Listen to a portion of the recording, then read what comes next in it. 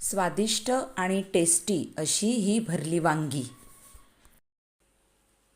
Hello everyone, yummy recipes चॅनलमध्ये मी आशा आपणा सर्वांचं खूप खूप खूप मनापासून स्वागत करत आहे.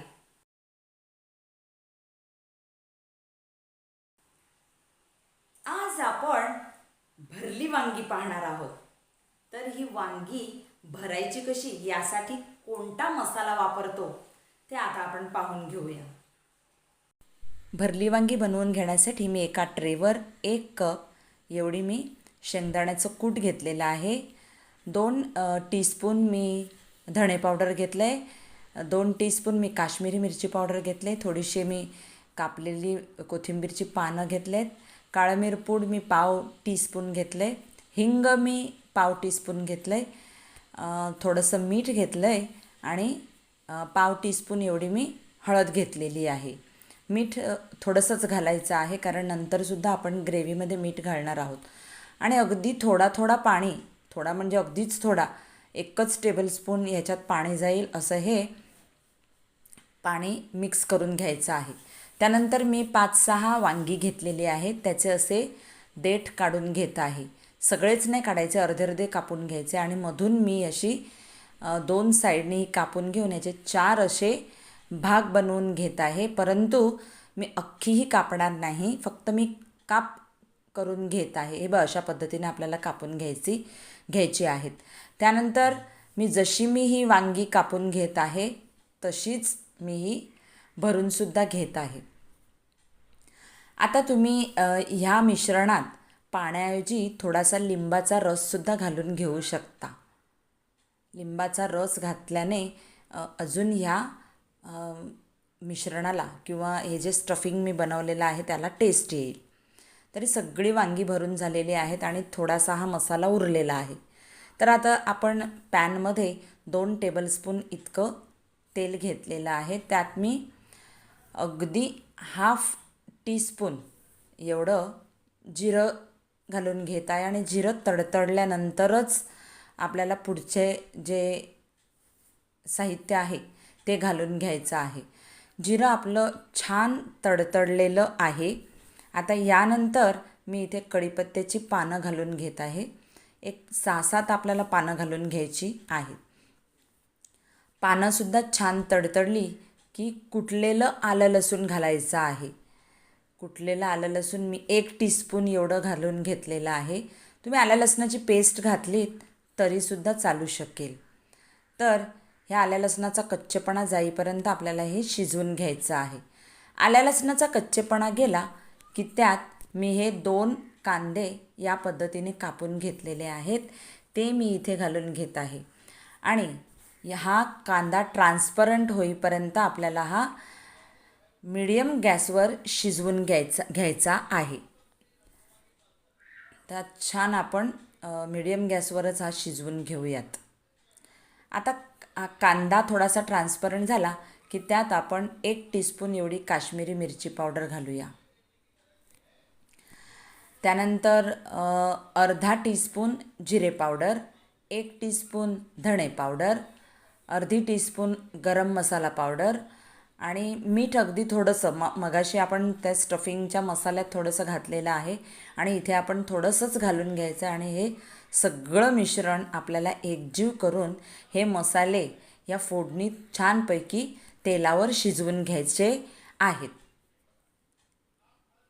अगदी 1 ते 2 मिनिटभर आपल्याला हे परतून घ्यायचं आहे.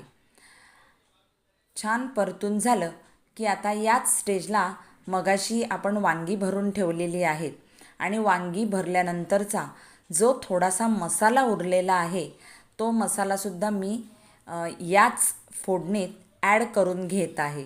इथे तुम्ही पाहू शकता की सगळा मसाला मी आता ॲड करून घेत आहे.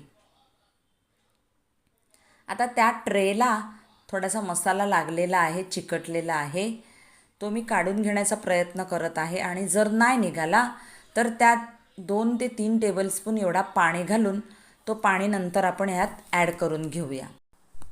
मिश्रण छान 1 ते 2 मिनिटभर परतून झाल्यानंतर आपण ह्यात अर्धा कप एवढा पाणी घालून घेऊया आणि हा पाणीसुद्धा आपण छान हे वाटण मस्त मिक्स करून घेऊयात आणि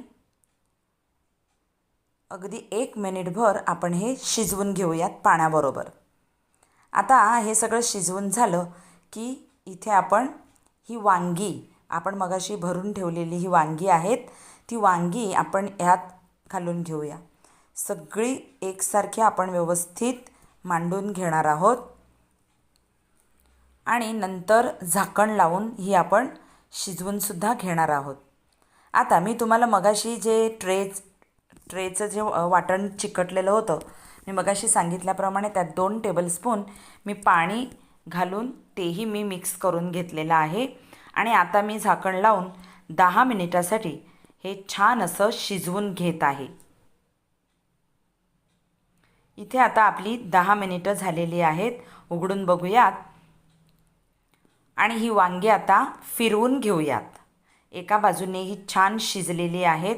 आता सगळी वांगी आपण फिरवून घेऊयात. एका उलथण्याच्या मदतीने किंवा तुम्ही स्पॅच्युलासुद्धा वापरून घेऊ शकता. तर मी अशा प्रकारची ही झारी घेऊन मी फिरवून घेत आहे. सगळी वांगी फिरवून झालेली आहेत. आता फक्त 5 मिनिटं आपण हे शिजून द्यायचं आहे. 5 मिनिटानंतर आपण लीड उघडून पाहूया आणि ही छान अशी शिजलेली आहेत. आता या स्टेजला आपण गॅस फ्लेम बंद करून घेऊयात. गॅस फ्लेम बंद केल्यानंतर कोथिंबीर, बारीक कापलेली कोथिंबीरची पानं आपण यावर गार्निश करून घेऊयात आणि हे आता आपण एका प्लेटवर सर्व करून घेऊयात.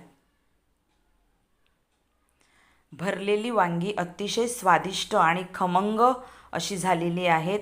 खमंगच वास सुटलेला आहे घरात, त्यामुळे ही चवीलासुद्धा तशाच जसं सुगंध सुटलेला आहे त्याच पद्धतीने ही खमंग लागणार आहेत चवीला.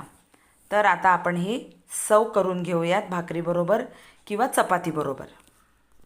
भरल्या वांग्याचा हा माझा व्हिडिओ किंवा ही माझी रेसिपी आवडली तर लाईक करा, शेअर करा, कमेंट करा, सबस्क्राईब करा आणि बाजूला बेल आयकॉन आहे ती बेल दाबा. म्हणजे माझा जर व्हिडिओ मी अपलोड केला की तुमच्या फोनची बेल नक्की वाजेल. मग आपण भेटूया पुढच्या अशाच एका खमंग व्हिडिओत. तोपर्यंत बाय.